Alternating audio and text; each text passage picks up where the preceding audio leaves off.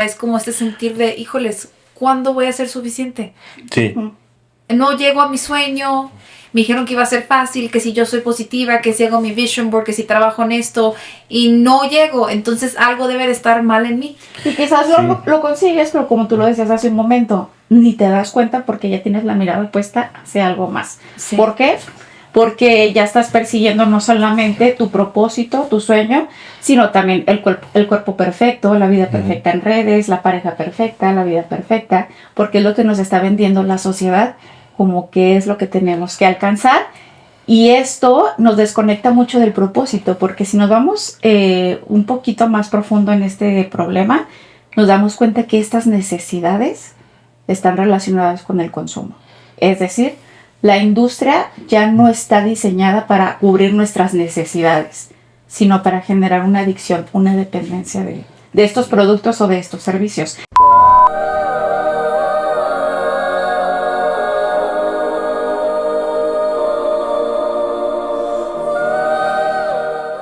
Hola encantados, hoy tenemos a dos invitadazos, son expertos en mindfulness, Leo y Cristi. Bienvenidos, encantada de conocerme, ¿cómo Muchas están? Gracias, muy bien, gracias. Muchísimas gracias, Mariana. Pues encantados de conocerte precisamente. Yay, amo cuando pasa eso. Oigan, platíquenme, ¿qué es el mindfulness? Sé que es conciencia plena, pero ¿qué es conciencia plena? Híjole, si quieres, vámonos desde los orígenes, a lo Por mejor favor. del mindfulness. Esto tiene que ver mucho con el budismo, precisamente con el Buda, que por ahí, no sé, a lo mejor si nuestros espectadores se sepan un poco la historia del Buda, que es muy interesante, pero te la puedo resumir poquito nada más para adentrarnos en lo que consiste esta práctica. Por ahí, 2500 años antes de nuestra era, más o menos en el área que ahora es Nepal, en la India, nace el príncipe Siddhartha Gautama. Y antes de nacer, se acostumbraba que hubiera como un sacerdote o una especie de astrólogo que de alguna manera predijera el destino, ¿no?, del heredero al trono. Entonces, obviamente, el papá, el rey, le interesaba mucho saber cuál iba a ser el destino de su hijo. Y el astrólogo por ahí dijo que él veía dos caminos en su hijo: o continuar con la herencia, ¿no?, con el reinado, o ser un gran guía espiritual, un gran maestro espiritual para la humanidad. Entonces el papá, obviamente, lo que le convenía o lo que le interesaba era que continuara con el reinado, ¿no? Entonces, de alguna manera, lo que decidió o lo que planeó es mantener al Buda dentro de su reinado, dentro de su palacio, ahora sí que como en una jaula de oro, lleno de placeres, solamente de gente bella, atractiva, joven, tratarlo de que estuviera lejos del contacto con cuestiones que lo hicieran reflexionar espiritualmente, como la muerte, como la enfermedad. Ahora sí que en un mundo que a lo mejor, digamos, para nosotros sería perfecto, ¿no? Porque lleno, ahora sí que de placeres, de comodidades, de belleza, de cosas perfectas. Pero así fue creciendo este príncipe Siddhartha, y sin embargo él sentía que había algo como que, a pesar de tanto placer o tanta dicha que nosotros podríamos considerar, había algo que no le satisfacía y tenía como muchos cuestionamientos en su interior.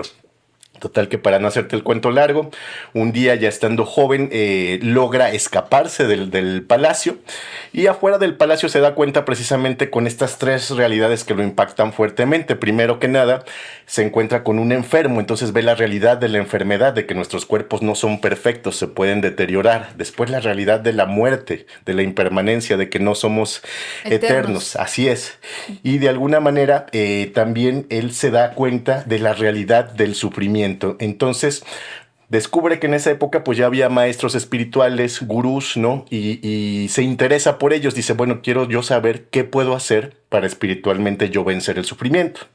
Entonces, al principio se adentra en una especie de prácticas que tenían en ese momento, que eran de meditación, pero sobre todo de renuncia a todos los placeres. Entonces era como en el otro extremo. Lo Si al contrario que quería el principio, papá. exactamente, si al principio estaba rodeado de placeres, ahora se fue por el otro camino, que fue al contrario.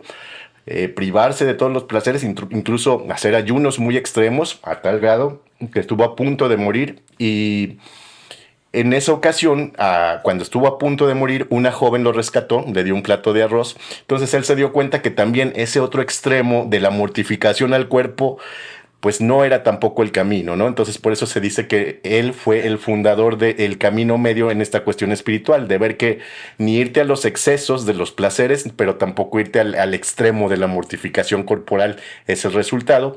Y encontró en estas prácticas lo que es la meditación, que básicamente de ahí proviene el mindfulness. La meditación es esta práctica en la que nos hacemos plenamente conscientes del momento presente, ¿no?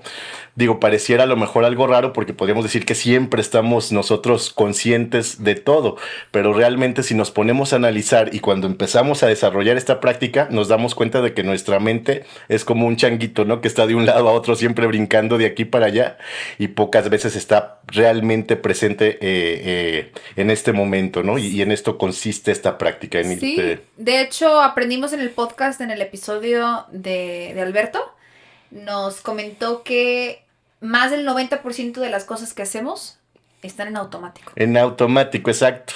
De ahí, bueno, fue el origen y cómo es que esta práctica de la meditación se volvió todo un concepto ya más científico, porque el mindfulness, corríjanme si estoy mal, ya está más basado en la ciencia.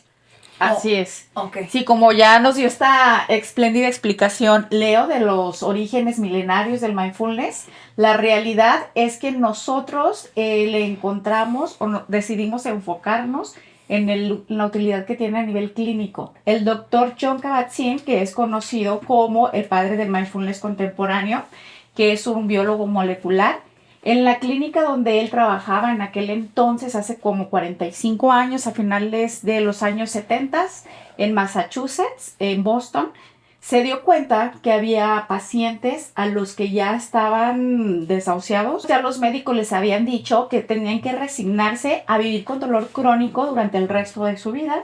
Entonces él dijo, bueno, pues si ya son casos perdidos entre comillas, ¿por qué no diseñamos un programa basado en esto que a mí me gusta tanto? Él ya tenía tiempo practicando el yoga, la meditación, ejercicios de respiración.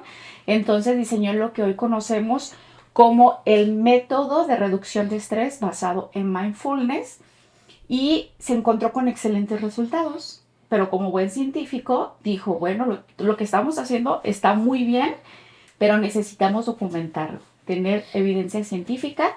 Así es que en los años 80 empezaron a haber alguna serie de publicaciones, de estudios, no más de 10, muy pocas, y así progresivamente en los años 90 ya no eran 10, ya eran 20, y a tal grado que en el año 2000 fue este boom ya del foco de la atención a esta práctica clínica y se empezó a reproducir sobre todo en Inglaterra y en Estados Unidos, pero ya no solo a nivel clínico, sino en las organizaciones, en grupos deportivos, en las escuelas, para mejorar la atención en los niños.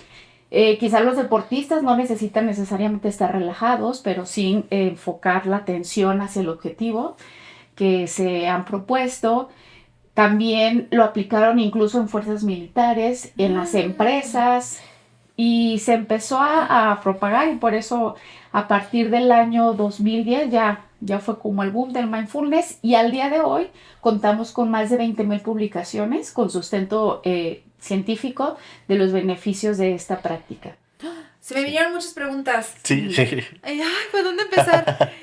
Lo que es más increíble es que muchas veces la meditación nos da miedo a muchos porque decimos, ¿cómo es algo tan abstracto? ¿Cómo empiezo? ¿Cómo que el presente? ¿Cómo que sentarme? Como que mucha gente dice, ¿cuál es la metodología? No hay como esa base científica que a muchos nos ayuda a navegar ese mundo tan abstracto de las emociones o algo que no podemos ver.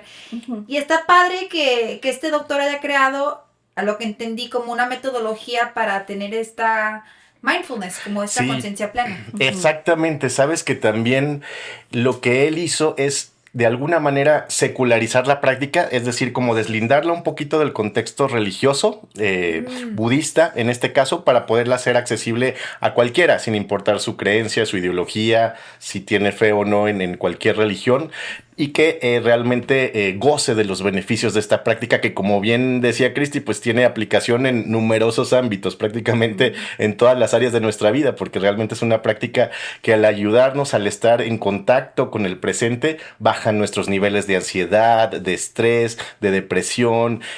surgen más estos estados de ánimo positivos como el amor bondadoso, la compasión, etcétera, y eso ayuda mucho tanto a nivel emocional como mental como físico, ¿no? Entonces repercute en todas las áreas de nuestra vida.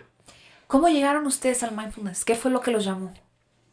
¿Tú quieres empezar? Es que realmente Leo fue el que me invitó. Nosotros compartimos como carrera académica desde la universidad, somos comunicólogos los dos.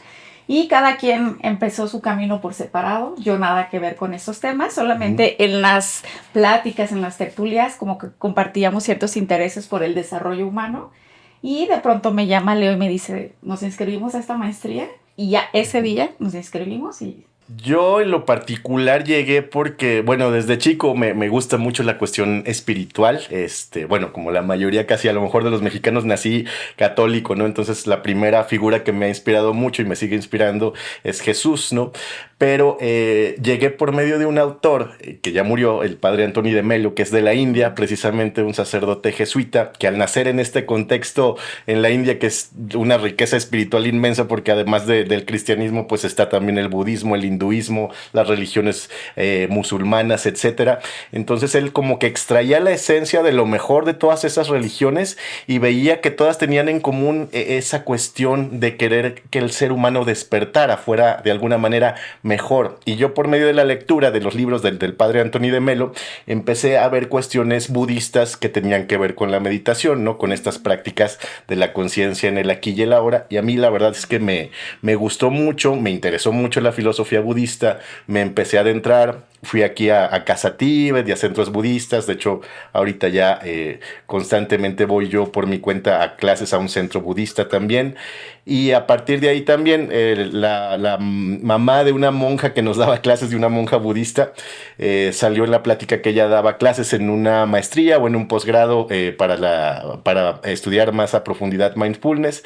Y coincidió que Cristi y yo ya teníamos esta idea como de empezar a dar talleres, pero más enfocados en el desarrollo humano. Entonces, realmente esta práctica nos aportó mucho a los dos, porque además de adentrarnos en el mindfulness, también nos adentró en una nueva corriente psicológica relativamente nueva, que es la psicología positiva, que tiene mucho que ver con esto también. Así es, y a mí a diferencia de Leo, para mí sí fue todo un descubrimiento, un mundo totalmente nuevo, porque yo sí venía a nivel personal transitando como esta parte del autoconocimiento. Entonces, aunque hoy nos dedicamos a acompañar a personas, a orientar a líderes, a las empresas, estamos conscientes de que no podemos acompañar a nadie si no hemos recorrido nosotros ese camino, que fue lo que a mí me tocó vivir a partir de la maestría. Empecé como a descubrir esta parte científica, los beneficios que trae la práctica, porque para mí mindfulness yo lo reducía a meditación.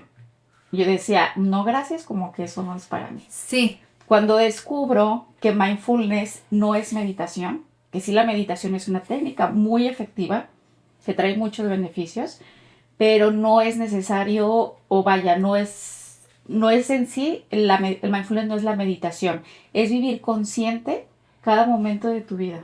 Sí. Desde que cocinas, desde que yo comparto con mi esposo, con mi hijo, con mi entorno, eso es el mindfulness.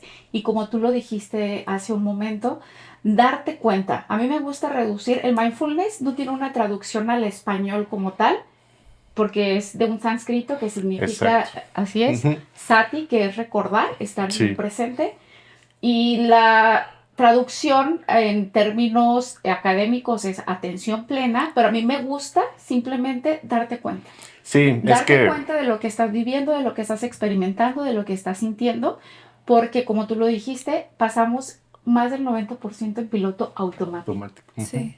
Y eso es algo muy lamentable, sentir que se te está yendo la vida, experiencias muy valiosas, que incluso se te están cumpliendo cosas por las que has trabajado, por las que has orado, pedido, y de pronto sí las logras, pero no te das cuenta porque nunca nada es suficiente. Sí, o porque estás... Sí, sientes este vacío, ¿no? Adentro de insatisfacción. Sí, a ella les cuento algo personal. Me pasó hace poco que me estaba quejando como en cosas que no se habían cumplido de mi vision board. O sea, yo quejándome yo sola, ¿no? En mi mente de que es que esto, y que esto, tantos años.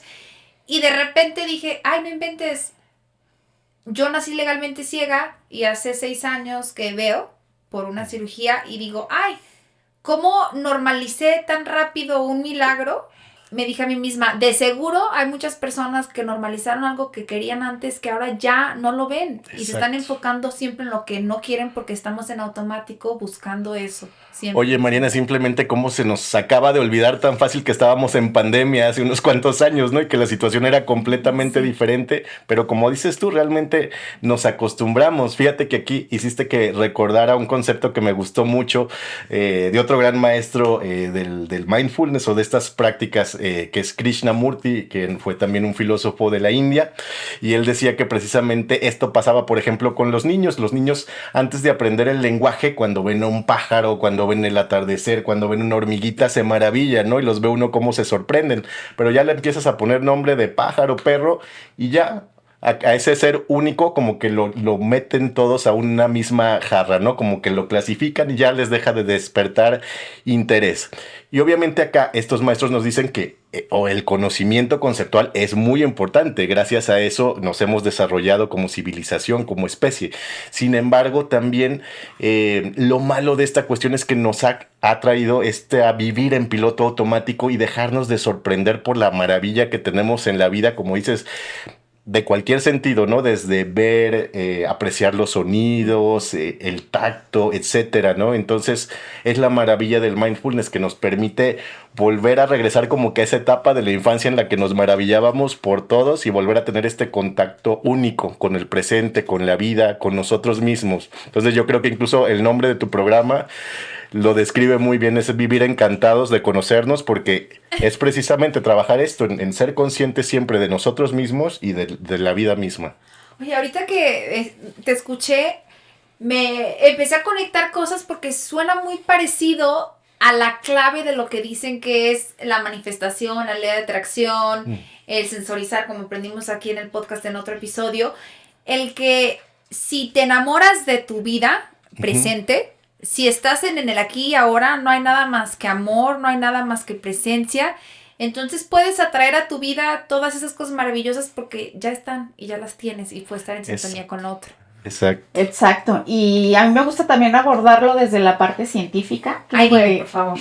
Sí, porque de pronto yo no resonaba, por eso no me llamaba mucho la atención estos temas, porque yo a todo le quiero encontrar como... Yo vivía mucho en la mente, ¿no? A mí compruébamelo, verifícamelo. Sí. Y ahora yo comprendo que muchas de las cosas no las podemos ver, no las podemos percibir. Entonces, aprender a conectar con ese sentido.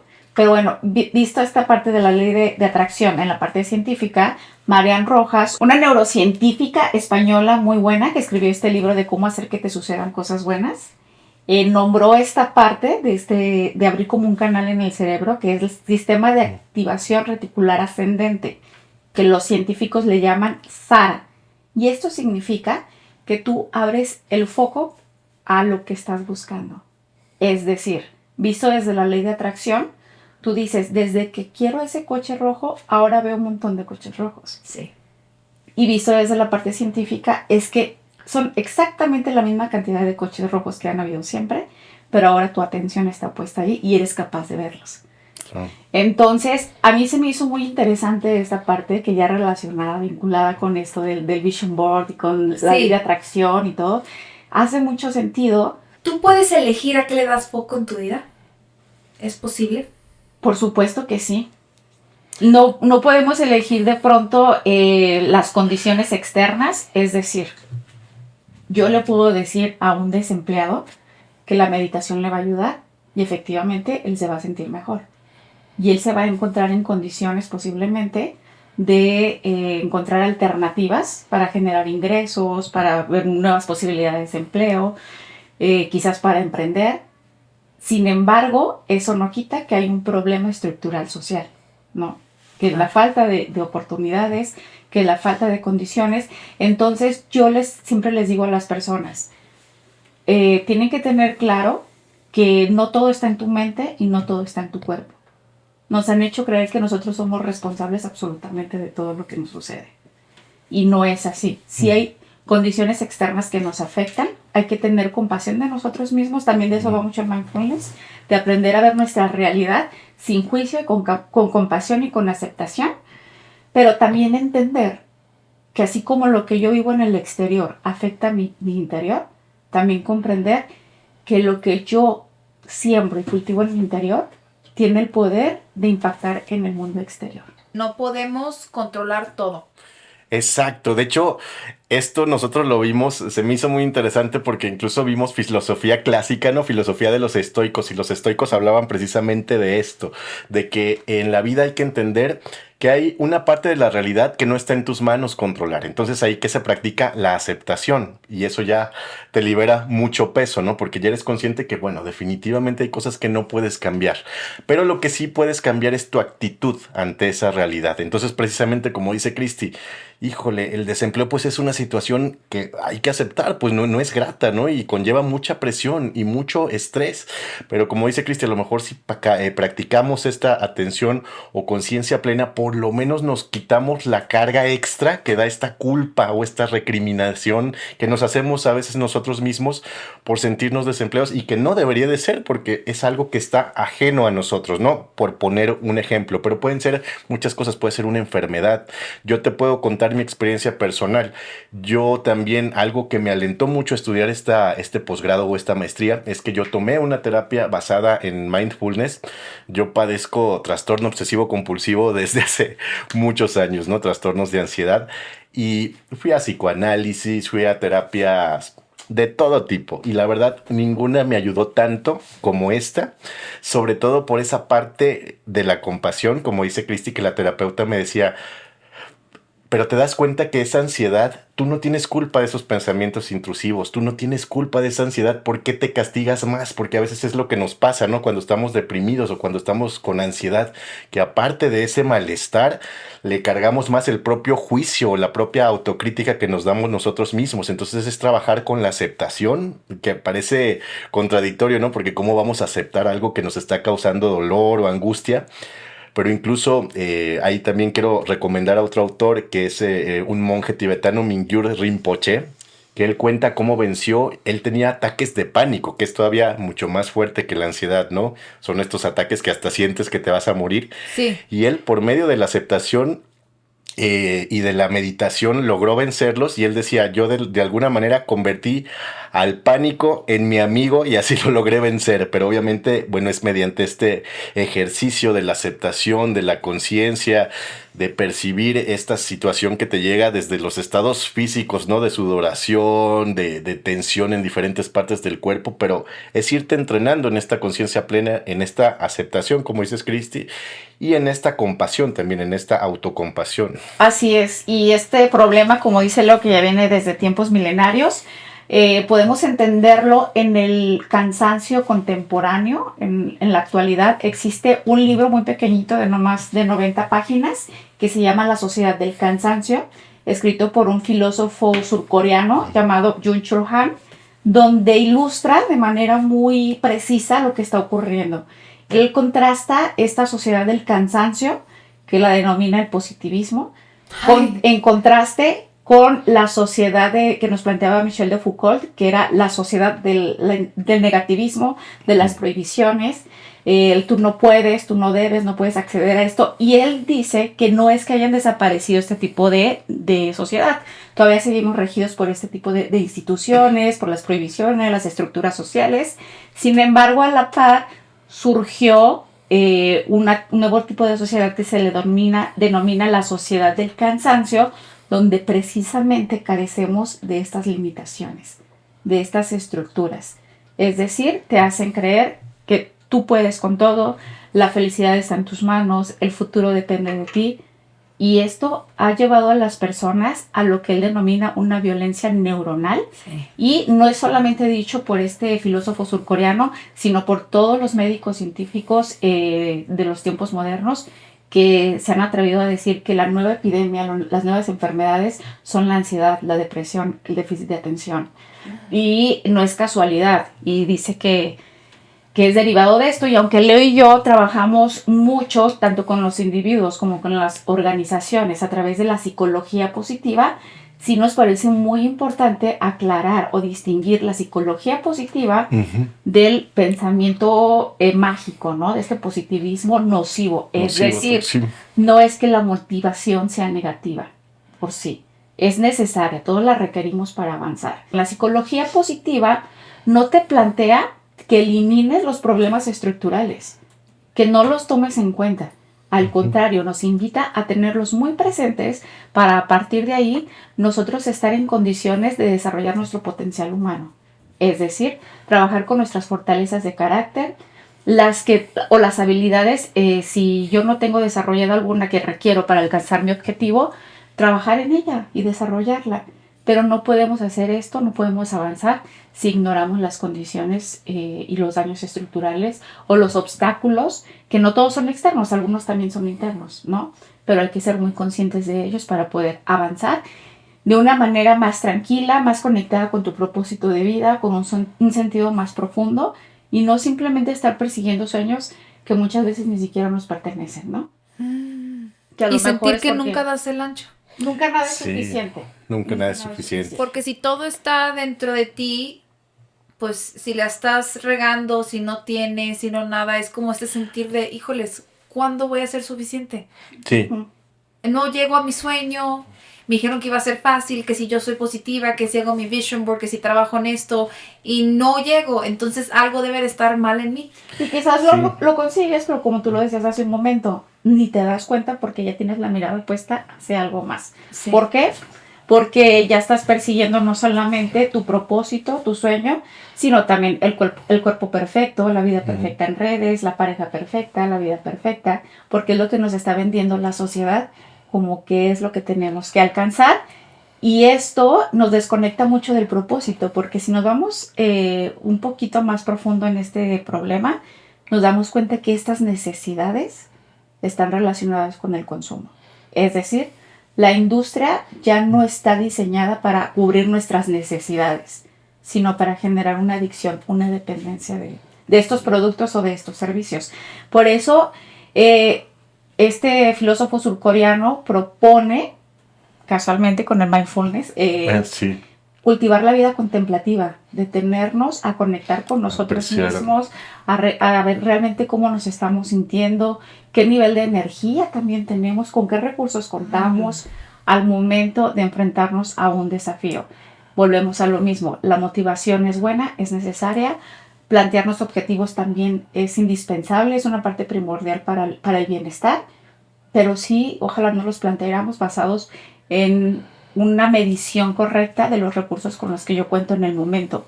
No para limitarme, no para renunciar a ellos, sino para estar en condiciones de realizar un trabajo más enfocado. A ver, ¿puedo yo decirles un ejemplo y me dirían cómo llevarlo de la mano como para aterrizar eso? Sí.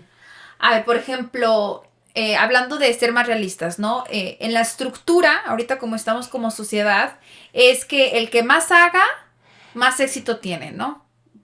Si tú paras, ya la gente te va a rebasar porque hay gente que casi no duerme porque está yéndose por sus sueños. Si no lo has logrado, pues levántate más temprano. Entonces está esa estructura.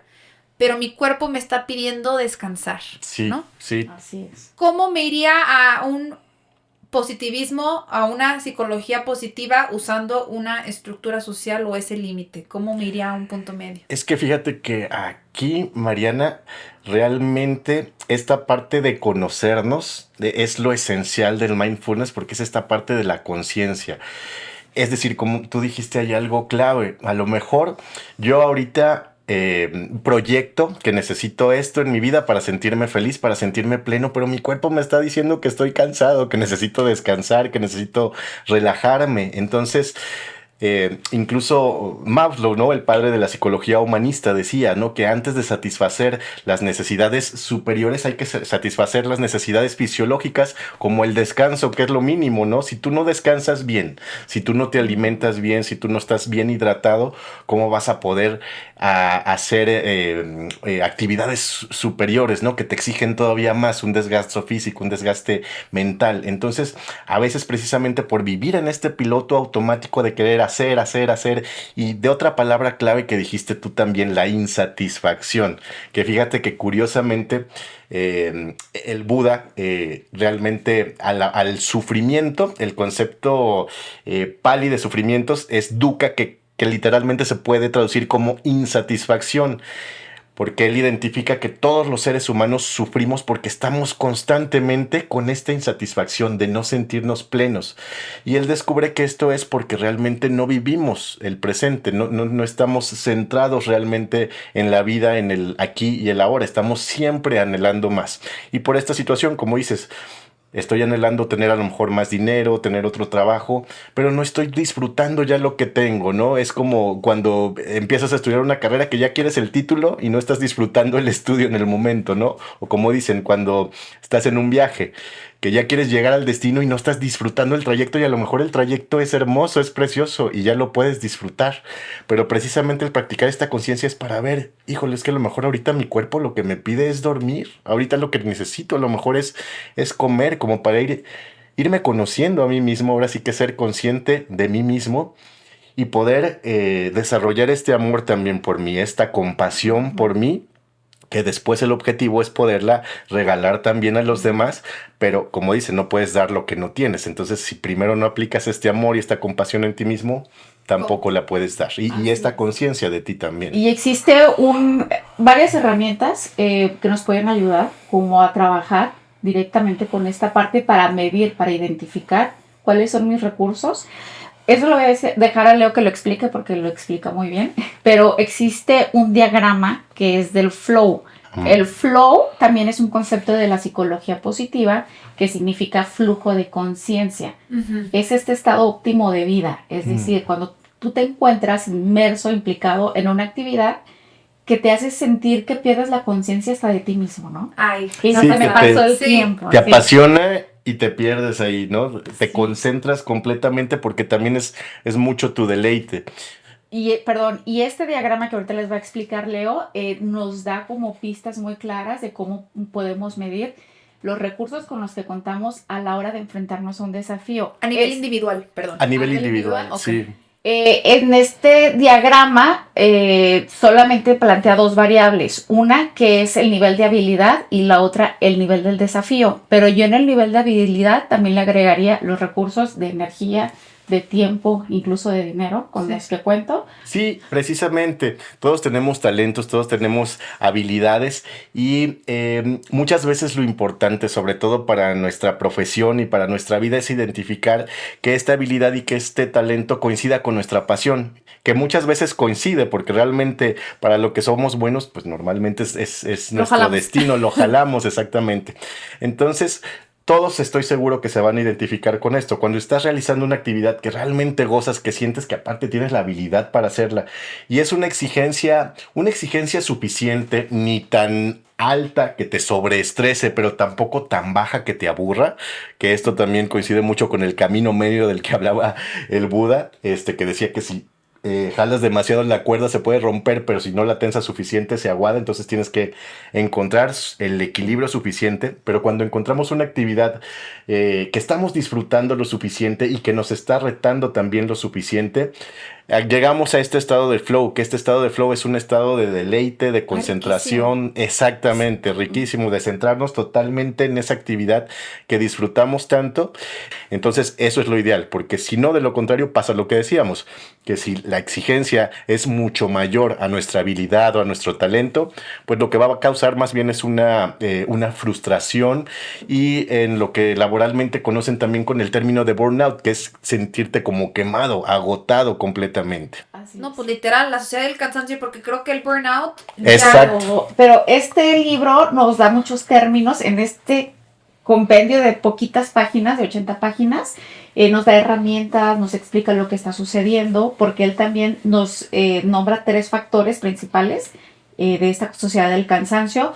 Uno es sobresaturación de informaciones. Sí. 2, por supuesto, todos estaremos de acuerdo que es el estímulo excesivo de las pantallas. Sí. Es decir, quizás yo paso 8 horas trabajando frente a una pantalla, pero quizás también estoy estudiando en línea, ¿Y cuál es mi manera de descansar? A veces viendo una serie de Netflix. Entonces, de pantalla a pantalla a pantalla. Así es. Y no es que sea malo una cosa u otra, ¿no? Sino aprender a alcanzar el equilibrio. Quizás si yo no trabajo todo el día frente a una pantalla o no estudio en una computadora, si quizás ver una serie de Netflix al final del día, o jugar Candy Crush o leer algo en Kindle de Amazon es una buena opción para descansar. Pero hay que conocernos cada quien y ver dónde está el equilibrio.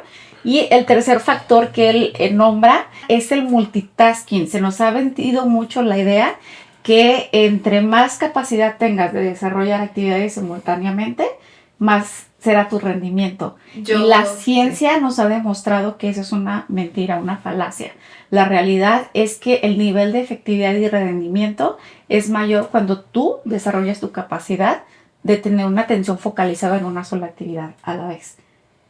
Wow. Sí, porque es como un cumplido. Si le dices a alguien, eres súper bueno en multitasking. El multitasking. Muchas cosas a la vez.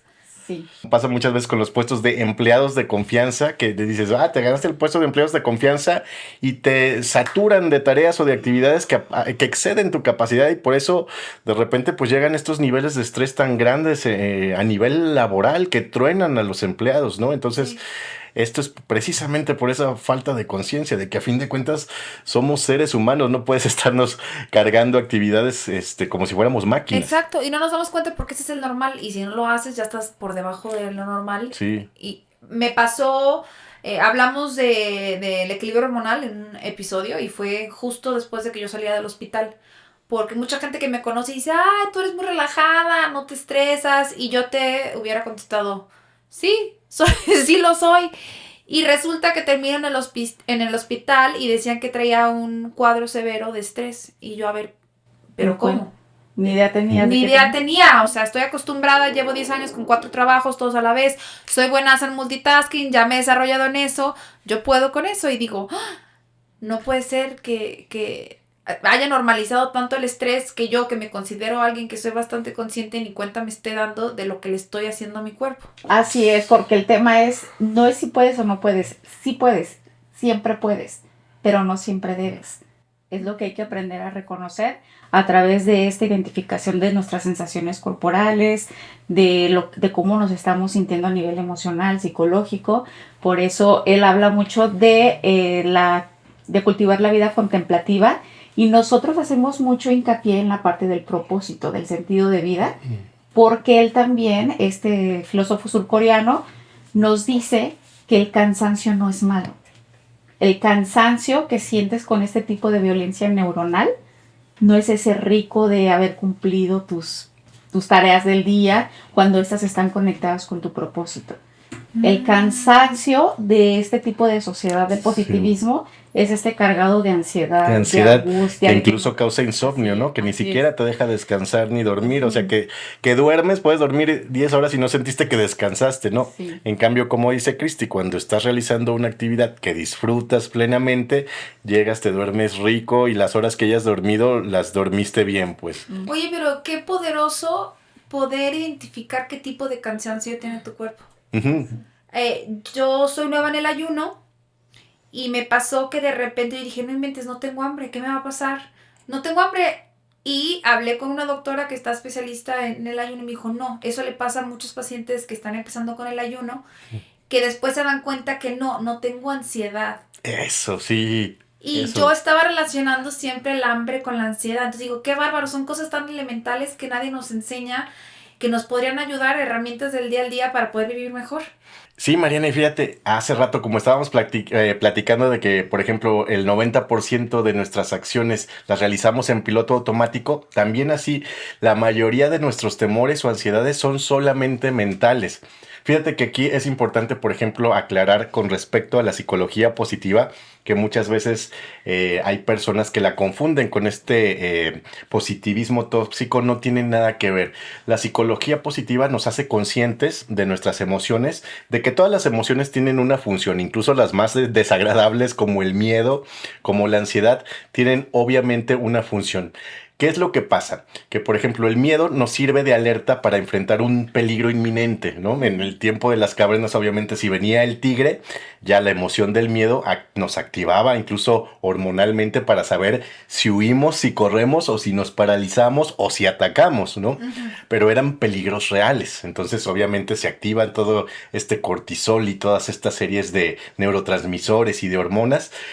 Y ya después de que el peligro pasa, bajan. El problema ahora es que como tenemos tanto miedo y tanta ansiedad que son irracionales, que viven nada más en nuestra mente, estamos constantemente estresados. Y entonces, mediante el mindfulness también, con esta conciencia, practicando esta conciencia plena en el presente, pues también vamos poco a poco identificando que estos temores que no son reales, pues no vale la pena prestarles atención, y vale más la pena prestarle atención a lo mejor a lo positivo o lo bonito que tengo ahorita en mi vida, como tú hace rato decías también cuando hablabas del ejemplo de la vista, ¿no?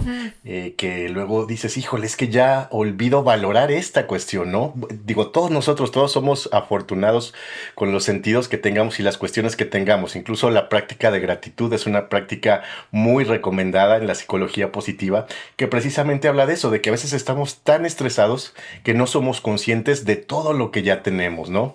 ¿Cómo sabríamos si estamos en una positividad tóxica? Cuando realmente no somos realistas en esta cuestión, por ejemplo, cuando nos cargamos de culpa si algo no nos sale bien, porque estamos con este positivismo de, no, es que tú puedes decretar y tú puedes conseguirlo todo. Si no te sales porque no has aprendido algo. Exactamente, clavarte tanto en que tú eres responsable de todo, ¿no? Hay que saber que nosotros sí tenemos cierta responsabilidad de Suena nuestros como, actos. Corrígeme, por favor, pero suena como un perfeccionismo, Ajá, exactamente, como una autocrítica excesiva y a lo mejor perfeccionismo y un idealismo llevado muy al extremo, porque no tiene nada de malo ser positivo, al contrario, ¿no? Sabemos los beneficios que da el ser incluso optimista. Pero cuando esto incluye ya el agregar esta culpa hacia nosotros, porque esto que yo estoy queriendo o pretendiendo que pase bueno en mi vida no pasa, y me genera culpa, ¿no? Porque siento yo que yo soy responsable, cuando muchas veces sabemos que no es así, por ejemplo, de un accidente, de una tragedia, de una enfermedad. Eso es el positivismo tóxico. O a veces se me ocurrió, por ejemplo, ahorita con la cuestión de la enfermedad, ¿no? Ahorita que de repente está de moda, que obviamente sí, hay un vínculo muy importante entre el bienestar emocional y el físico. Eso lo sabemos y eso hasta la ciencia hay evidencias, pero de repente cuando dicen que tú eres completamente responsable de las enfermedades, entonces que si tienes un cáncer, tú eres responsable por el rencor que cargaste, híjole, a veces eso puede ser un positivismo tóxico, porque encima de la enfermedad, ¿no? Del gran impacto que es recibir esa noticia, todavía te estás culpando más y estás diciendo, es que yo fui el que generó este cáncer, ¿no? No sé si me doy a explicar un poco. Sí, estoy tratando de acomodarlo, porque también el tomar responsabilidad de las cosas, creo que la clave está en la culpa, porque si tú tomas responsabilidad de las cosas y las aceptas y no te estás culpando, creo que también puede ser muy liberador. Exacto. Pero si tomas responsabilidad y te culpas y te enfocas como en la ausencia de lo que no estás generando o lo que estás generando, entonces ahí siento que está el problema, ¿no? Exacto. Fíjate qué importante que mencionas eso, Mariana, porque también es muy importante entender que no hay emociones positivas o negativas. Creo que eso ya lo tenemos claro, ¿no? En todo caso serían agradables o desagradables, pero todas ellas nos están aportando información. De ahí viene la importancia de tener contacto con la pregunta básica, ¿cómo te sientes? Muchas veces no sabemos responder cómo te sientes. Bueno, automático, bien. Sí, siempre decimos bien, sí. A partir de las sensaciones, de la información que mi cuerpo y mi mente me están dando, ¿no? De ahí hay muchas herramientas para medir este tipo de emociones, pero es importante entender que no hay que tenerle miedo ni siquiera al cansancio, ni al estrés, ni a esta parte, como dices tú, de la crítica, porque la crítica es necesaria, ¿no? Pero sí. Así es, pero para tomar responsabilidad que dista mucho de la culpa, ¿no? De hecho, son totalmente opuestas.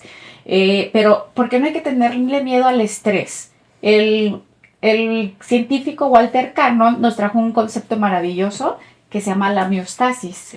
que nos permite entender que pertenecemos a o habitamos un cuerpo perfecto, una máquina perfecta, que es capaz de regular y lograr el equilibrio en cualquier circunstancia.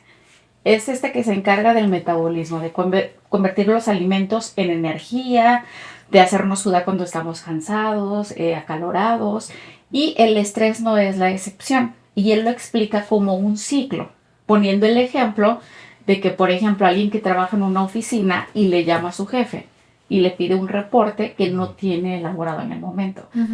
Sale con este estrés y el estrés está cumpliendo su función de enfocar su atención en resolver lo que el jefe le está pidiendo.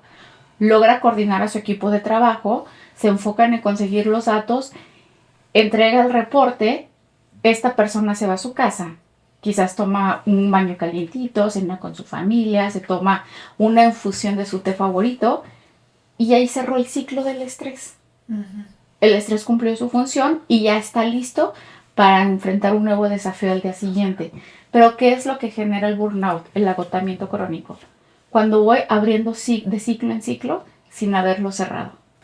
Lo que decías del estrés, por eso hay terapias que dicen que son buenas si nos sometemos a un estrés limitado, como por ejemplo el de bañarte con agua fría o el de, ya ves que se meten a una tina con hielo o como cositas así como para que el cuerpo vaya subiendo su tolerancia a los como agentes externos, ¿no? Incluso como tú mencionabas el ejemplo del ayuno, ¿no? El ayuno intermitente, que muchas veces es mental, esta ansiedad por comer y que de repente cuando descubres que no está el hambre ahí es porque ya venciste a lo mejor esta ansiedad. Entonces también a veces así pasa. Obviamente, por ejemplo, con la ducha fría, que incluso la recomiendan para cuestiones de ansiedad, ¿no? Que si pueden practicar, sobre todo ahorita con el calorcito que es más fácil, al final poner el agua lo más fría que puedan tolerar en la nuca, eso te ayuda mucho también, sobre todo para todo el sistema nervioso y como dices, sobre todo para de repente romper que hay un temor mental, ¿no? Que a lo mejor tu mente piensa que va a ser más desagradable la sensación de lo que realmente es. Entonces tiene que ver con eso. O sea, nos sufrimos más por algo que pensamos que se va a sentir de cierta forma. Exacto. A que lo haces y dices, no estuvo tan mal. Exacto, totalmente. Sabes que de hecho hace rato que hablábamos de la ansiedad, que yo les mencionaba de este monje budista que él venció sus ataques de pánico mediante el mindfulness. Él decía eso, que él se daba cuenta que era más fuerte el pánico que sentía del pánico que el propio pánico, no sé si me explico, pero el miedito a sentir esta ansiedad, exactamente, que por eso a veces cuesta de entrada el practicar esta aceptación y el estar observando estas emociones desagradables, pero conforme lo vamos practicando, vamos adquiriendo mayor maestría y vamos a poder ver que incluso en estas situaciones desagradables podemos vivir, es decir, no es que lo desagradable se va a ir o que lo vamos a eliminar, pero que realmente por lo menos ya no va a estar este peso mental o esta ansiedad mental que es como un sufrimiento extra o un sufrimiento añadido. De hecho, es muy común esta frase de el dolor es inevitable, pero el sufrimiento es opcional, que se le atribuye a Buda, ¿no? Porque precisamente dice, pues hay situaciones en la vida que son dolorosas y que no las vamos a poder evitar. Pero la aceptación, que es una de las actitudes del mindfulness de los cuales ahorita vamos a hablar, es esencial para esta práctica. Me recordaste una frase que dice Joe Dispenza, que dice que si le removemos la emoción al pasado es cuando llegamos a la sabiduría. Sí. Porque todo es cuestión de cambiar la perspectiva, porque mi pasado ahí está, ¿no? Sí. Entonces todo depende de cómo tú te cuentas esa historia del pasado para que te deje de hacer daño. Claro, claro. Porque no vale la pena estarte contando la misma historia que te genera daño una y otra vez. Mariana, eso que acabas de describir es la esencia del mindfulness. Oh my God. Porque mindfulness no significa estar perpetuamente en el presente, eso no es posible, ¿no? Nuestra mente, como lo describió Leo, es este monito que está brincando, como decía Santa Teresa, que es la loca de la casa, ¿no? Pero yo cuando aprendo a ver estos pensamientos y no me identifico con ellos, ya no me enredo.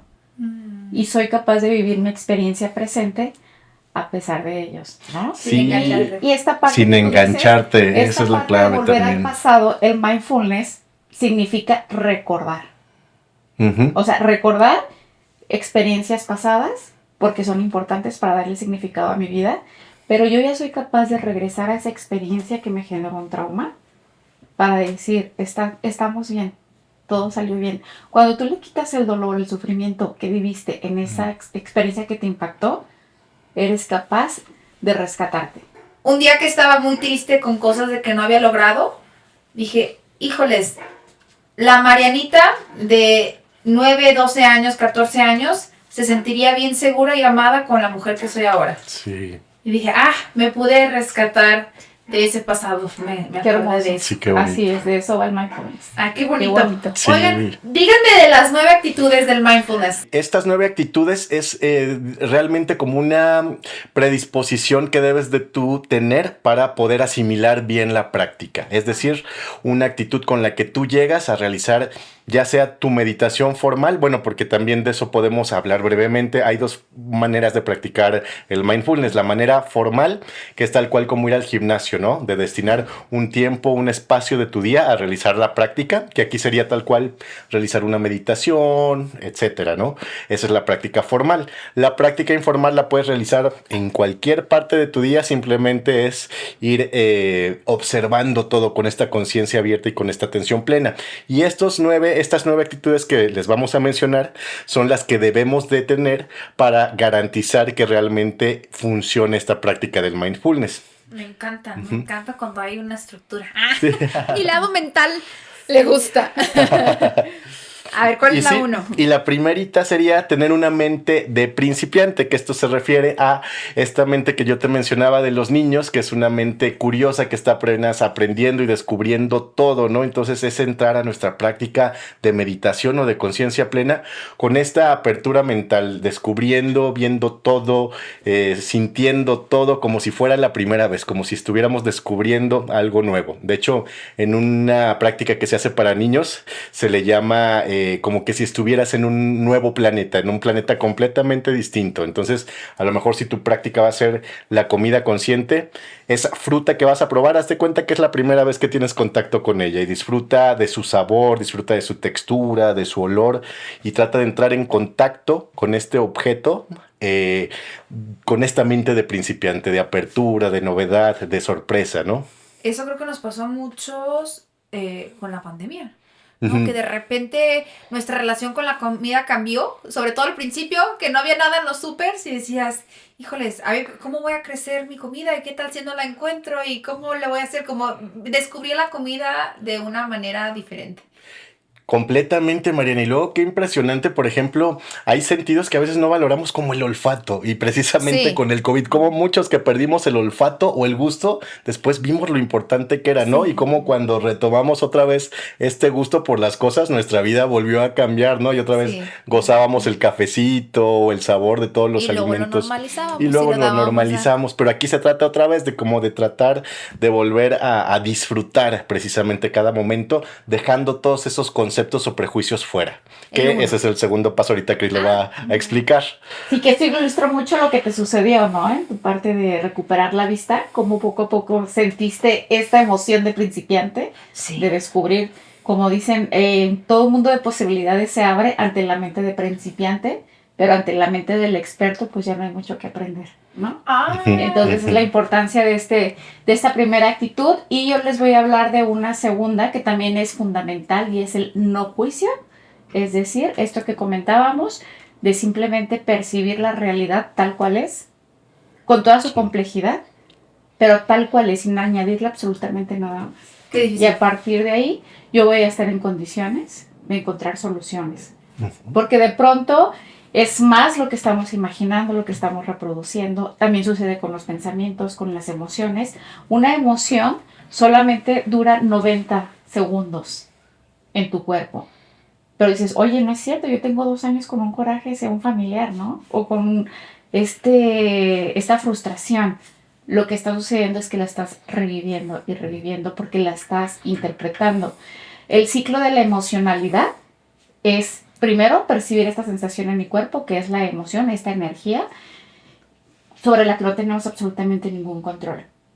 Pero cuando la convertimos en un sentimiento es cuando yo ya meto el juicio, cuando yo le doy una interpretación. Entonces aquí la importancia de aprender a observar nuestros pensamientos, nuestras emociones sin juicio. Sí, e incluso nuestras relaciones, que eso es bien importante y eso es algo que deseamos ahorita en la humanidad, que nos podamos relacionar sin prejuicios, porque muchas veces ya con ver a la persona sin siquiera conocerla, ya la estamos prejuzgando por cuestiones tontas, ¿no? A lo mejor de prejuicios étnicos, raciales, lo que tú quieras, ¿no? Entonces también eso nos enseña el mindfulness, a dejar de lado todos esos prejuicios en cualquier tipo de relación, a entrar en contacto con los demás, con esta mente abierta para realmente entrar con un contacto sano y amoroso con ellos. Qué hermoso, pero a la vez qué difícil, porque sería como desaprender de una forma cómo ves el mundo. Es desaprender completamente o deconstruir también, que es un concepto que ahorita está muy en boga, pero que los filósofos lo retomaron precisamente del budismo, porque es hacernos conscientes de repente estas enseñanzas o esta estructura mental que tenemos y que nos obstaculiza a tener un contacto directo, sano y amoroso con la vida, ¿no? Entonces es ser consciente a lo mejor de estas falsas creencias que también muchos autores lo manejan así, incluso de nosotros mismos, ¿no? De que a veces ahí en nuestra cabecita está una voz de eres tonto, no eres lo suficiente, no vales tanto, ¿no? Entonces hacerlo consciente y simplemente dejarlo ir, no enrollarte en esa vocecita negativa.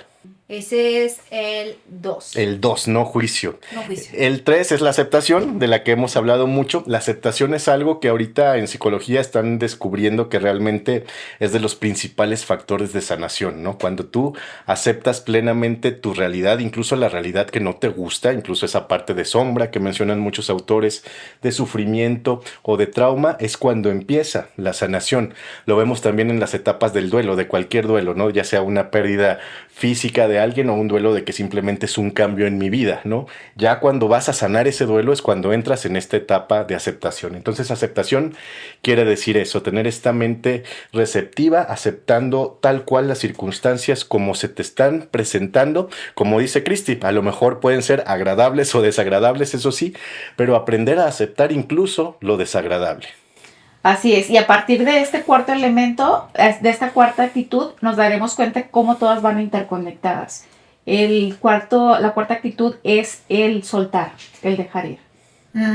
Es decir, esto lo podemos ver que va ligado tanto a la aceptación como al no juicio.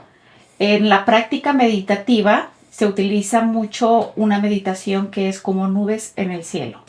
Sí. Es decir, yo veo que mi pensamiento va en una nube, la observo, pero también veo cómo es impermanente y cómo se va diluyendo, ¿no? Y así voy viendo cómo pasa otra, y esta es la parte del soltar, del dejar ir, el no estar reproduciendo, rumiando estos pensamientos en mi cabeza, que es lo que nos genera el sufrimiento. Sí, como lo que hablaban, no engancharte, precisamente que tú decías, Mariana, identificar a lo mejor que viene aquí este pensamiento o esta creencia, pero simplemente ya no me engancho, ya la observo y la dejo ir precisamente como esa nube. ¿Y el 5? La confianza también, que es muy importante, que muchas veces lo manejan como confianza o como fe. Fe no tanto en el aspecto religioso, sino fe más bien como esta confianza. ¿Por qué? Porque como tú dices, muchas veces el iniciar la práctica, ya sea de yoga, de meditación o de estas cuestiones, a veces pensamos que estamos perdiendo el tiempo, ¿no? Estoy aquí sentado, observando así la realidad y con este espíritu de la actualidad, ¿no? De tienes que ser productivo, tienes que hacer, tienes que producir.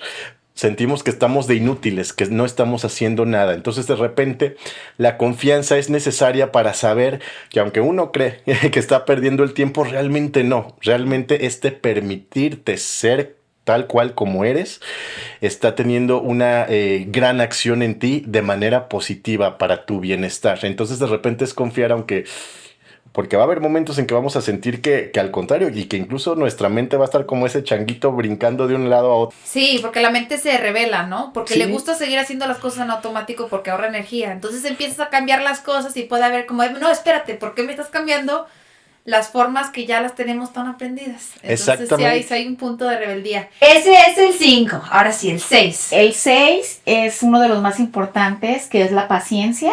Y esto yo lo vinculo con mi empezar en mi transitar en esta parte del mindfulness, que yo le decía que no me conectaba yo con esto porque no me interesaba en absoluto la meditación.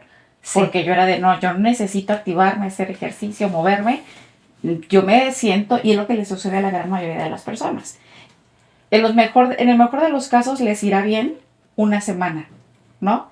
Y a la segunda dicen, no, es que sabes que me distraigo mucho, esto no es para mí. Sí. Entonces yo decido cuando trato con las personas, con los individuos, no usarlo como un principio de mindfulness, la meditación, pero sin utilizarlo como un principio llega a ser el fin. Porque ¿qué es lo único que está conectado al presente? Ya sabemos que la mente está enfocado siempre al futuro o recordando el pasado. Pero ¿qué es lo único que te ancla realmente al presente? El cuerpo. Y solamente con la respiración y sintiendo las sensaciones de mi cuerpo puedo percibir realmente cómo estoy. Y para esto es indispensable la meditación. Y por supuesto, aquí viene la paciencia. La paciencia para, como dice Leo, entender que mi mente, no importa cuántas veces se vaya, regresamos amablemente a la respiración. Y entender que es un entrenamiento, que por supuesto no es lineal. Habrá veces que lo hagas de mejor manera y sientes que vas progresando y de pronto por alguna circunstancia particular en tu vida ya te cuesta más trabajo. Hay una autora que estuvo llevando mucho a las organizaciones este método de reducción de estrés que nos trajo Kabat-Zinn y detectó que los líderes no estaban practicando el mindfulness, la meditación en concreto. Les decía que les ponía prácticas de 30 minutos y se daban cuenta. Bueno, les pedía ser muy honestos y no lo practicaban. Les pedía hacerlo de 20 minutos y tampoco, como que sentían que no tenían el tiempo. De pronto dijo, ok, y esto con el afán de medir en qué punto, cuál es el tiempo ideal, en que podemos saber que está haciendo funcionar o que podemos recibir los beneficios de la meditación, y encontró que el punto donde tú puedes encontrar ya los beneficios del mindfulness, de la meditación, es a partir de los 12 minutos practicados 5 días a la semana. En un plazo de 8 semanas vas a empezar a experimentar los beneficios en tu concentración, en tus pensamientos, en tu salud. ¿Y el número 7? El número 7 es no esforzarse, ¿no? Paradójicamente, a veces en todas las prácticas dicen que tenemos que esforzarnos, pero Sí. en la meditación realmente, o en la práctica del mindfulness, se trata precisamente de no esforzarnos, porque a veces el esfuerzo tiene que ver con esta parte del ego, de lo estoy haciendo bien, lo estoy logrando, etcétera, en vez de tener esta parte de la conciencia abierta realmente con la realidad. Entonces suena paradójico, pero tiene que ver con algo que hablamos hace rato, ¿no? De repente... por ejemplo, hay un monje que pone mucho el ejemplo de una meditación que le llama la meditación de no pisa, ¿no? ¿Del qué, perdón? No pisa. No pisa. Hagan de cuenta que ahorita vamos a hacer una meditación de 1 minuto. Pueden pensar en todo lo que ustedes quieran, nada más no piensen en pisa. No, Piensen pues. en todo lo que ustedes quieran, menos en pisa. Entonces, ¿en qué es en lo que pensaste? En una pizza, luego intenté pensar en una jirafa y luego la jirafa estaba comiendo una pizza. Exacto. Entonces... precisamente de eso se trata el no esfuerzo, que cuando nosotros nos esforzamos, y era lo que hablábamos con la ansiedad o con el pánico, con las emociones desagradables. Si yo en mi meditación digo, no, es que quiero vencer este pánico, quiero vencer esta ansiedad, lo único que voy a lograr es que mi ansiedad se agrande, ¿no? Y se vaya magnificando. ¿Por qué? Porque está este esfuerzo extra que yo le estoy poniendo. El no esfuerzo se refiere a eso, a realmente aceptar la realidad tal como está, sin tú agregarle nada más. Entonces se trata de aprender que todo está bien. En ese momento en que estás haciendo tu práctica, todo está bien. Si estás ansioso, está bien estar ansioso. Si estás cansado, está bien estar cansado. Si no estás concentrado, está bien, pero simplemente ya el hacerte consciente de eso es el beneficio de tu práctica, y que esa es la parte también ligada a confianza y a los otros principios, ¿no? Claro. Entonces, a eso se refiere el no esfuerzo, ¿no? Que suena a lo mejor contradictorio, pero no. Simplemente es eso, a no cargar más. Exacto, así el agregar la expectativa a la experiencia, sí. Ya le quita la parte de mindfulness. ¿El 8? El 8 sería el más bonito de todos, la gratitud. La gratitud está demostrado científicamente que nos permite reinterpretar esas experiencias, de rescatarnos de esas experiencias pasadas, porque muchas veces nos dicen, oye, tienes que agradecer que te puso el cuerno tu novio, ¿no? Uh-huh. Porque, ¿y cómo que voy a agradecer? No vas a agradecer porque te puso el cuerno, vas a agradecer porque te permitió ver una realidad distinta, ¿no? y te permite ver también, te abre como puertas la gratitud, es la magia de la gratitud.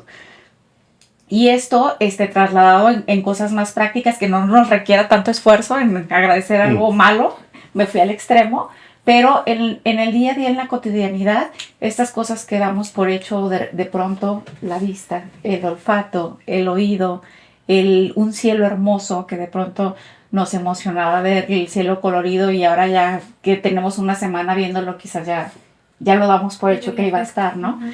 Entonces, el compartir con tu hijo, con tu esposo, con tu familia, cosas de la cotidianidad, el escribir de 5 a 7 cosas diarias, por lo menos, por las que estamos agradecidos, ha demostrado que nos cambia mucho la perspectiva y nos ayuda a reinterpretar las experiencias y, por supuesto, en la práctica del mindfulness, esto nos conecta mucho también con esta experiencia. Precisamente Leo hace un ejercicio, digo, este no es el espacio para realizarlo, ya habrá otros donde les compartiremos prácticas, pero hace un escaneo corporal muy interesante que lo conecta con esta parte de la gratitud.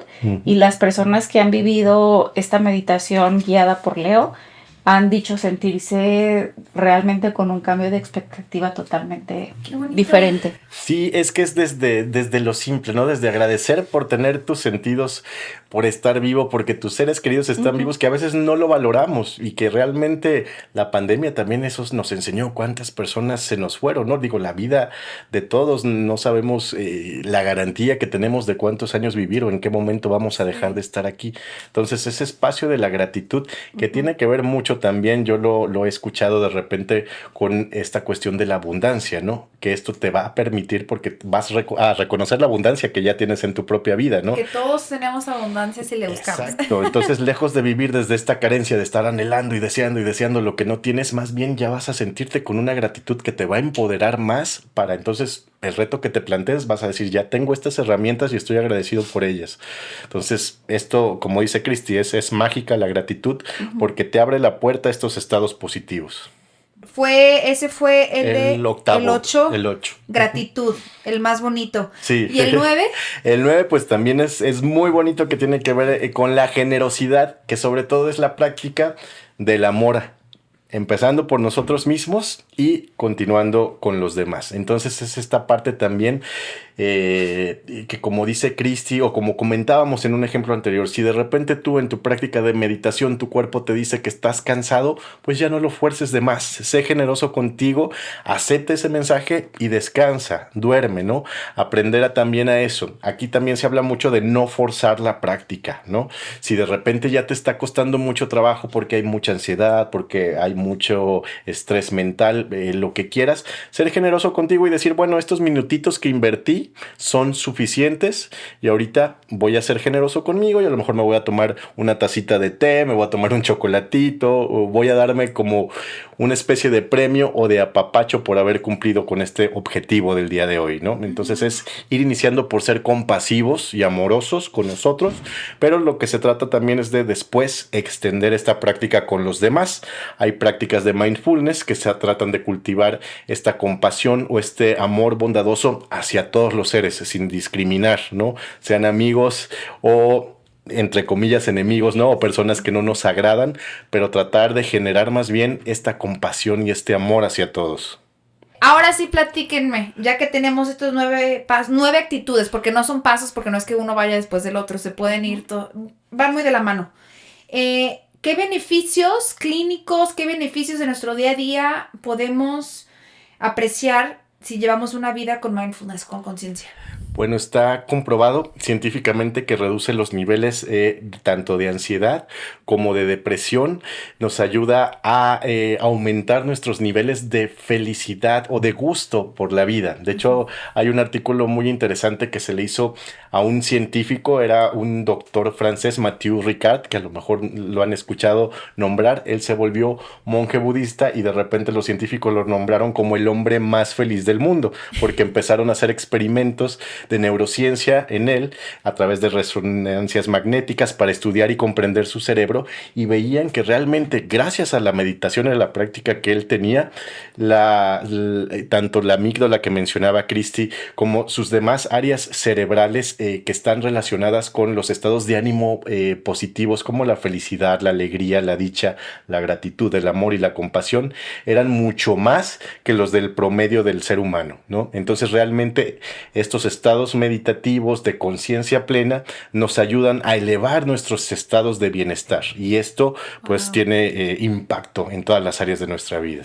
Así es, y nosotros lo estamos abordando desde una parte, como lo mencionas, científica, con el objetivo de reducir estos niveles de ansiedad, de dolor, de cansancio, de fatiga crónica. Sin embargo, cuando ya tenemos nosotros esta base, ya estamos en condiciones de ahora sí ir por nuestro nivel óptimo de desarrollo humano. Entonces el mindfulness también nos ayuda ya en un nivel personal a desarrollar esas fortalezas de carácter, a trabajar ahora sí por esos propósitos mayores, pero con un enfoque más claro de la realidad. Qué bonito en verdad lo que hacen, y me encanta que los dos se complementan muy bien. Son como el yin y el yang perfecto. ¿Cuál es la problemática por la que alguien los buscaría o qué dan? ¿Son sus talleres? ¿Son consultas individuales a empresas? Platíquenme un poquito de eso. Fíjate, Mariana, que esto ha sido algo muy orgánico. Nos invitaron en algunas organizaciones a dar algunos talleres por problemáticas muy específicas, casualmente todas en temas de burnout o de fatiga crónica. Y a partir de ahí surgieron intereses para abordar otro tipo de temas como el liderazgo positivo. Todo esto son beneficios del mindfulness. Y a partir de estos talleres nos empezaron a solicitar el servicio en acompañamiento individual. Entonces, son los servicios que podemos ofrecer nosotros en este momento, tanto a nivel individual como organizacional. Creo que ya me sé la respuesta, pero el mindfulness les ha cambiado la vida. Sí, sí, realmente sí, realmente sí. Yo, como te platiqué en un inicio, la verdad es que mi acercamiento más fue por una cuestión espiritual, pero a nivel personal me ha ayudado mucho, ¿no? Entonces también por eso me motivó mucho más enfocarme y prepararme más para poder compartirlo y para poder ya ofrecerlo de manera profesional, que eso nos interesaba mucho a Cristi y a mí también, tener esta preparación, y sobre todo, como dice Cristi, también es muy importante que nosotros no descuidemos la práctica. Digo, no, obviamente no somos ni gurús y estamos muy lejos de serlo, todavía tenemos muchísimos defectos y nos falta mucho camino, pero por lo menos ya también de ir plantando la semillita en los demás, ¿no? Y de ir compartiendo lo que a nosotros nos ha beneficiado. Pues definitivamente ya plantaron esa semillita aquí en el podcast. Muchísimas gracias. Antes de despedirnos, algo que quieran agregar. Aquí abajo, encantados, vamos a ponerles todas las redes para que los sigan, para que los encuentren, por si les quedó alguna duda o si quieren hacer alguna cita con ustedes. Yo nada más felicitarte, Mariana, porque no puedo encontrar un título mejor para este podcast, que encantada de conocerme, porque respondiendo a tu pregunta, a mí me cambió la vida mindfulness, porque más allá de el camino que me tocó transitar con estos conceptos trasladados en la práctica personal, me doy cuenta que el yo compartir con otras personas, estoy cumpliendo con mi propósito y me estoy conociendo a mí misma, y creo que es un viaje maravilloso que no termina, ¿no? Hasta el último de nuestros días. Así es que te felicito por este podcast. Ay, me vas a llorar. Sí. Muchas gracias, porque creo que a eso venimos todos. Sí. Y qué mejor que disfrutar el viaje y encontrar felicidad, aunque sea poquita, y gracias a las personas como ustedes tenemos herramientas y una guía tan bonita para poder encontrar eso, la felicidad. Sí, Muchas no, gracias. de verdad. Y sí, yo también. La verdad es que estos espacios se agradecen porque son muy necesarios, estos espacios positivos donde se abran a estos temas. Entonces, realmente es una labor también maravillosa que tú haces con los demás. Entonces, estoy seguro que todos los que conectan contigo aprovechan y agradecen como nosotros también estos espacios. Y también muchísimas gracias por la oportunidad de compartir. Gracias, gracias. Y gracias a toda la familia de Encantados de conocerme, porque aquí está mi productora y nuestro director de fotografía, Miguel, que sin ellos no sería posible. Así que de corazón, gracias. Muchas gracias. Nos vemos en el siguiente episodio.